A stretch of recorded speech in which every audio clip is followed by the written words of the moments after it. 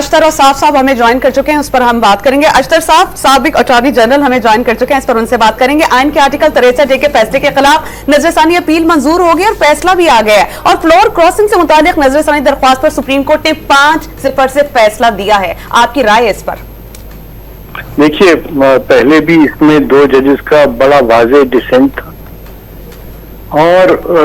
جو میں نے کیس کو آرگیو کیا تھا, مجھے موقع ملا تھا اس کیس کو آرگیو کرنے کا ٹورڈز دی فیگ اینڈ, تو میرا بھی آرگیومنٹ یہ تھا کہ آپ اس طرح کی بات نہیں کر سکتے, آئین کو آپ ری رائٹ نہ کیجیے گا, اس کے اندر یہ ووٹ نہ شمار ہو تو پھر تو وہ آئین کی باقی جو شکیں ہیں اس کو بھی ریڈنڈنٹ کر دے گا. تو انہوں نے میری بات جو ہے 2 نے مانی, 3 نے کہا نہیں, اور آج میں سمجھتا ہوں کہ میں بھی ونڈیکیٹ ہو گیا, اور جو جن لوگوں نے وہ کیس آرگیو کیا پولیٹیکل پارٹیز کی طرف سے, وہ بھی ونڈیکیٹ ہو گئے, کیونکہ یہ بات تو ایک ڈیموکریسی کی فروغ کی ہے. ڈسینٹ جو ہے وہ ڈیموکریسی کا حسن ہے,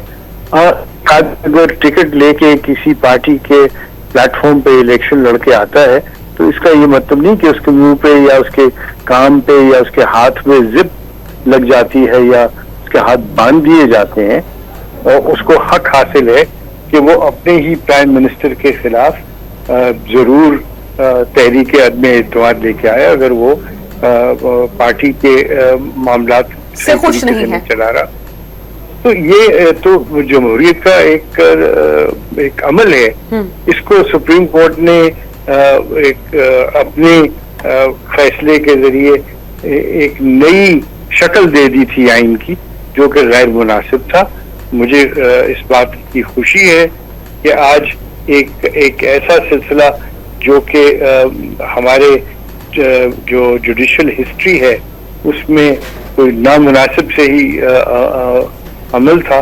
وہ درستگی کی طرف چل پڑا ہے. ٹھیک.